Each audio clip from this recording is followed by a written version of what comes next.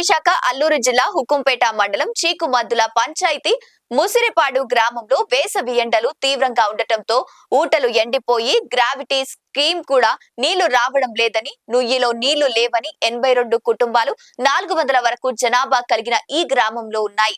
ముసిరిపాడు గ్రామంలో కూడా తీవ్ర తాగునీరు సమస్య ఉండటం వాస్తవమేనని గ్రామస్తులు బోర్వెల్ మోటార్ ఏర్పాటుతో నీటి సదుపాయం కల్పించాలని కోరారు.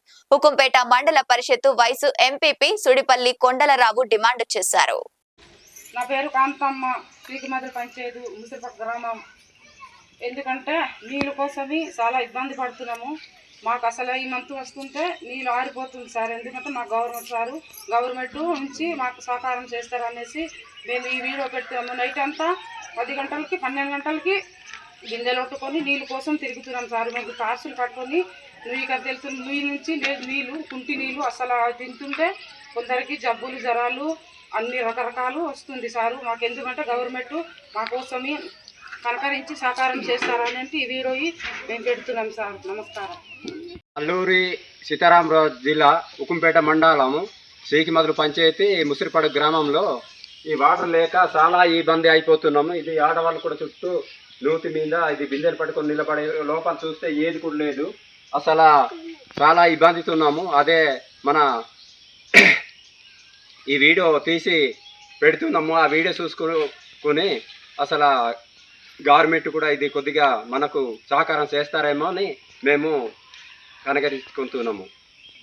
పేరు కె నారాయణరావు, మాది అల్లూరు సీతారామరాజు జిల్లా హుకుంపేట మండలం చీకుమద్దుల పంచాయతీ ముసిరిపాడు గ్రామం. మా గ్రామానికి సుమారుగా 70 కుటుంబాలు నివసిస్తున్నాయి. 400కి పైగా జనాభా కలిగి ఉన్నాం. మా గ్రామానికి ప్రతి సంవత్సరం కూడా ఏప్రిల్ నెల రాగానే జూన్ నెల వరకు మరి నీటి సమస్యతో మరి ఎన్నో ఇబ్బందులు గురవుతున్నాం. మా గ్రామానికి మరి చిన్న నూతి ఉంది. ఆ నూతిలో సుమారుగా గ్రామం నుంచి అది 1.5 కిలోమీటర్ ఉంది. అక్కడ నుంచి మరి ప్రతిరోజు కూడా ఆడవాళ్ళు వేగంగా లేచి ఉదయాన్నే వెళ్ళినప్పటికీ కూడా మరి ముందు వెళ్ళిన వాళ్ళకి మరి కొంచెం వాటర్ అయితే దొరుకుతుంది. మరి తర్వాత వెళ్ళిన వాళ్ళకైతే మరి దొరకటం లేదు.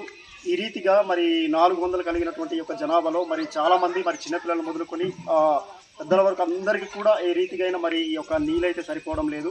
ఆ గతంలో మేము ఎన్నోసార్లు మరి స్పందన కావచ్చు, మరి పంచాయతీ మరి పెద్దలు కావచ్చు, మరి అధికారులు కావచ్చు, ఈ యొక్క నీటి విషయమై మేము ఫిర్యాదు చేయడం జరిగింది. అయినప్పటికీ కూడా స్పందించడం జరిగింది. శాంక్షన్ అయినటువంటి ఆ యొక్క జలజీవన మిషన్లో వచ్చినటువంటి దానిని కూడా మరి ఆ విధులను మరి గ్రామంలో రాకుండా అవి కూడా మరి ఆపివేయడం జరిగింది. మరి ఈ రీతిగా మరి ఇంత జనాభా కలిగిన గ్రామాన్ని మరి ఎవరు కూడా స్పందించకపోవడం మరి మాకైతే చాలా బాధాకరం.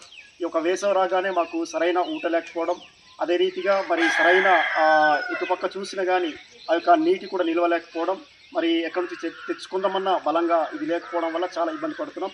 కాబట్టి మా యొక్క గ్రామ సమస్యని మరి పంచాయతీ అధికారులు కావచ్చు, అలాగే మండల అధికారులు కావచ్చు, ఈ యొక్క విషయమై మరి స్పందించి మరి ఆ వేగంగా ఈ యొక్క జలజీవన్ మిషన్ ద్వారా మరి విలేజ్లో ఒక చిన్న బోర్ కొట్టించి దానికి పంప్ హౌస్ రూపంలో పెట్టగలిగితే ఆ గ్రామానికి కాస్త నీళ్ళైతే అందించే మరి అవకాశం ఉంటుంది. కాబట్టి ఉన్నటువంటి ప్రతి అధికారి కూడా మరి స్పందించి త్వరగా మా కార్యక్రమానికి ఈ యొక్క ఇబ్బంది నుంచి మరి కోలుకునే విధంగా చేయాలని నేను పంచాయతీ వారికి నేను తెలియపరుస్తున్నాను. మరి మా గ్రామంలో ఉన్నటువంటి మరి ఈ నీటి సమస్య కాకుండా ముందు మాకు డ్రైనేజ్ కానీ, అలాగే గ్రామంలో రోడ్డు కానీ ఇవన్నీ కూడా మరి ఎన్నో ఇబ్బందులు ఎన్నిసార్లు చేసినా కానీ, ఎందుకంటే ఈ విలేజ్లో మాది ప్యూటీస్ గ్రామం.